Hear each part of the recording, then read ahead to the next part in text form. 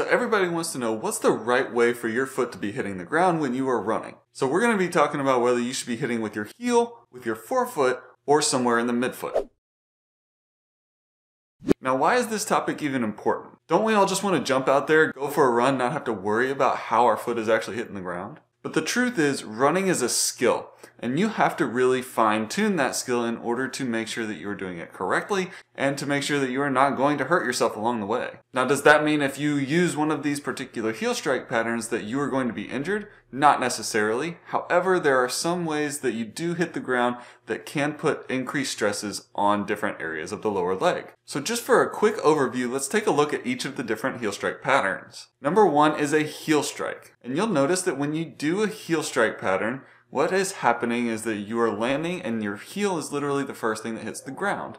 Now, what does that do to the rest of your body? Now, this running pattern is the primary reason why shoe companies have built up the heels in their running shoes. When you strike the ground with your heel, there's a lot of force coming up through that, so they want to make sure that that is padded and that you're not causing increased impact. Next is a forefoot pattern, and this is where literally your forefoot is the only thing that touches the ground. Some people might call this toe running, and you can just see from the photo how the forces might be different in toe running versus heel strike patterns. And finally, you have a midfoot striking pattern. In this pattern, you're going to land pretty much with a flat foot, or at least you're going to be hitting at a very similar time between the heel and the toe. Now let's talk about the forces that are being placed on the body whenever you are using these different foot strike patterns. Now let's talk about the heel strike. Now, inherent with the foot strike pattern is a need to kind of reach out in front of the body in order to get the heel down on the ground first. Now when you do this, when the foot jumps way out in front of the body like that and hits the ground,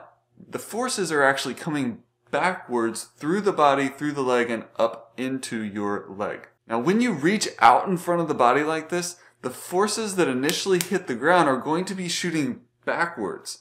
That's not good. This is essentially creating a braking motion. You're putting on the brakes and preventing your forward momentum from continuing to carry you forward. Now, when you're running for long distances, you want to make sure that you're conserving as much energy as possible. So with a heel strike pattern, a lot of people are actually wasting a lot of energy. Not to mention the forces that are actually being placed on the body are coming straight through your heel. Now, when you land a hard surface on a hard surface, your heel on the ground, you're going to get a pretty significant impact moment. Now that impact moment can actually create some significant stress on the bones in the body. Now just think about if you took your shoes off and went to run like this with a heel strike pattern, how would that feel hitting the ground like that every single time? Now, as I mentioned before, running shoe companies have built up the heel of the shoe to help limit that impact, but that's only going to do so much. And when people wear their shoes longer than they're supposed to and that cushioning wears out, suddenly you're just hitting really hard on the ground again. So with these patterns, you're going to get a lot of potential bone stress injuries, but also joint problems. So if you think about this, you reach out in front of your body like that and you land on your heel with a straight knee, all that force is going to travel straight from the ground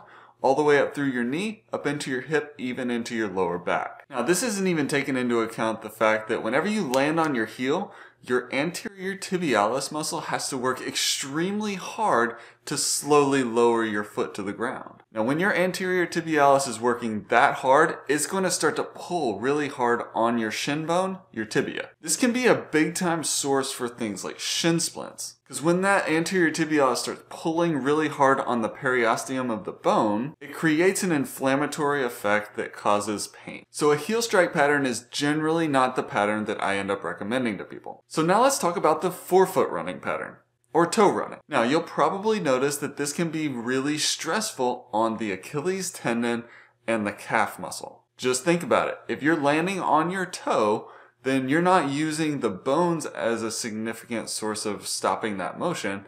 You're using the stretch reflex and the rebound effect of the Achilles tendon and the calf. Now I know a lot of people that are trying to transform their running form from a heel strike pattern into a forefoot pattern, but if they do it the wrong way, they're going to end up with some pretty significant Achilles tendon or calf problems. Now, I'm not saying that toe running is wrong, but I do think that it puts a significant amount of stress on that calf complex. And it really doesn't take too much to overdo it and create a raging Achilles tendonitis. Now it's true, it really reduces the forces on the joints in the body because all of that force is being taken by the soft tissues and not necessarily through the bones and joints themselves. At least to a much lesser extent. Now I say if you're sprinting, then you definitely want to be up on your toes because that's going to create the fastest rebound effect and the best way for you to get on and off the ground as quickly as possible, which of course is the goal of sprinting. So let's move on to the foot strike pattern that I tend to recommend, and that's the midfoot striking pattern. Now if I'm being honest here, you're going to have a lot of the same forces going through this particular pattern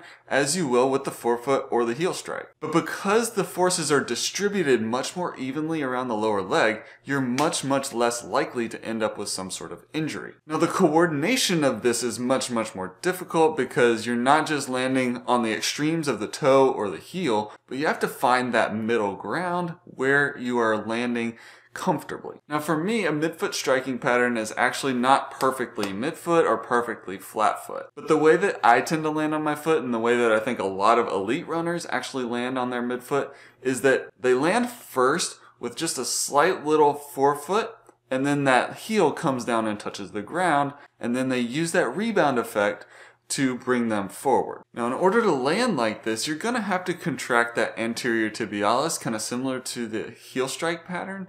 However, you're also going to have to really engage the calf muscle and the Achilles tendon in order to control that descent into it and then push back out of it. But because you're not at the extremes, you're not getting the same level of forces that you are with the other two striking patterns. Now this striking pattern does take practice because you kind of have to find that middle ground. It's not a perfect, easy way to figure it out. You kind of have to play with it a little bit, maybe even do some running in place in front of a mirror, in front of a full-length mirror. And then once you figure it out running in place, you can start inching your way forward and kind of starting to pick up a little bit of speed. But here's a quick tip on how to first start trying to figure out this foot strike pattern. Just stand in one place, start marching, and then start running. The way that you would pick your foot up off the ground whenever you're marching in place is how I want you to pick your foot up off the ground whenever you're jogging in place.